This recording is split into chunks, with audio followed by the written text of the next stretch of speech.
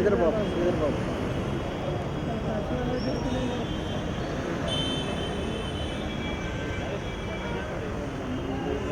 అది మరి కాసేపట్లో ఒక చారిత్రక ఘట్టానికి శ్రీకారం చుట్టబడుతోంది.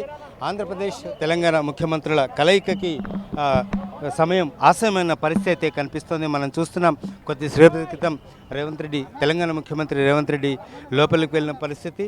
ఇక ఆ తర్వాత ఇప్పుడు ఏపీ ముఖ్యమంత్రి నారా చంద్రబాబు నాయుడు మరి కాసేపట్లో ఇదే ప్రజాభవన్కి చేరుకోబోతున్న పరిస్థితులు స్పష్టంగా కనిపిస్తున్నాయి. మనం చూడొచ్చు ప్రజాభవన్ ముందు ఎలాంటి హడావుడి ఉందో, పోలీసుల హడావుడి మనం చూడొచ్చు.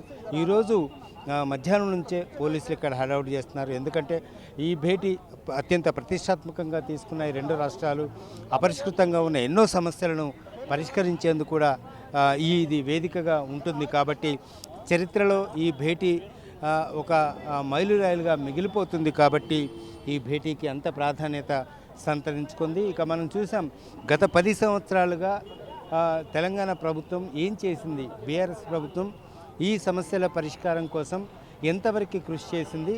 ఇప్పుడు ఈ కాంగ్రెస్ ప్రభుత్వం తెలంగాణలో, ఇటు ఏపీలో తెలుగుదేశం ప్రభుత్వం, ఈ రెండు ప్రభుత్వాలు ఎలాంటి చొరవ చూపిస్తున్నాయి అపరిష్కృతంగా ఉన్న సమస్యల పరిష్కారానికి అనే కోణంలో రెండు తెలుగు రాష్ట్రాల్లో చర్చ జరుగుతున్న పరిస్థితి కనిపిస్తోంది.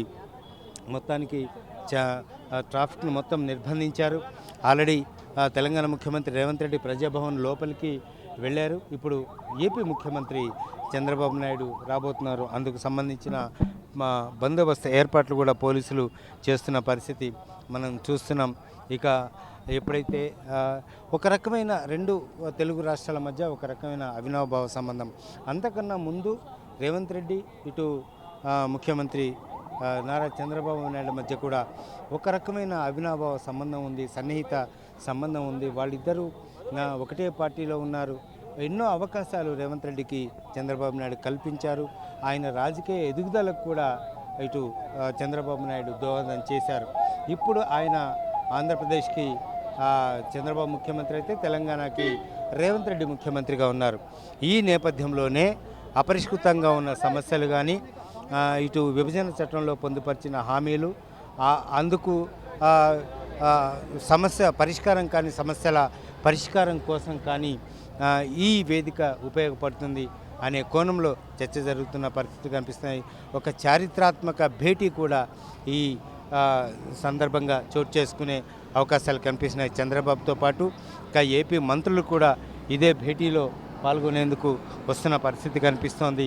ఇక తెలంగాణ నుంచి 3 మంత్రులు, ఏపీ నుంచి 3 మంత్రులు కూడా ఈ భేటీలో పాల్గొనేందుకు చంద్రబాబు కాన్వాయ్ వెంట ఏ విధంగా వస్తున్నారో కూడా మనం చూడవచ్చు. ఒక చరిత్రలో రాజకీయంగా మిగిలిపోయే భేటీగా కూడా ఇది మిగులుతుంది.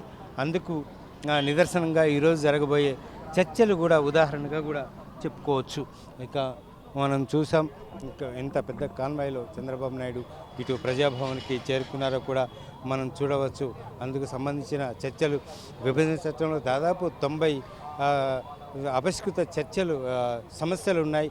అవన్నీ ఒక్కరోజే పరిష్కారం కాకపోయినప్పటికీ కూడా దశల వారీగా ఈరోజు కనీసం ఒక 30 సమస్యల పట్ల ఇటు చర్చించే అవకాశం ఉంది.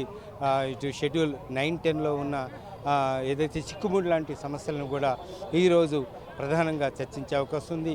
ఇక ఇదే ప్రధానంగా రెండు రాష్ట్రాలకి ఆర్థిక సమస్య ఉంది. ఈ ఆర్థిక సమస్యని ఎలా అధిగమించాలనే కోణంలో కూడా ఈరోజు ప్రధానంగా చర్చ జరిగే అవకాశం ఉంది. చూడాలి ఏ మేరకు ఎన్ని సమస్యలు ఇరు రాష్ట్రాల ముఖ్యమంత్రులు పరిష్కరించుకుంటారనే అంశం పట్ల కూడా ఆసక్తి నెలకొంది.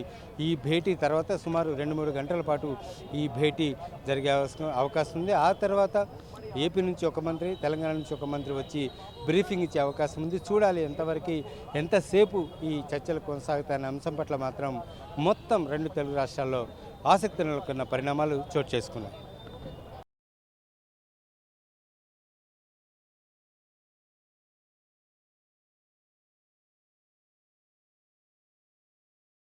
కెమెరా పర్సన్ రాజాతో హరికృష్ణ, వన్ ఇండియా తెలుగు, హైదరాబాద్.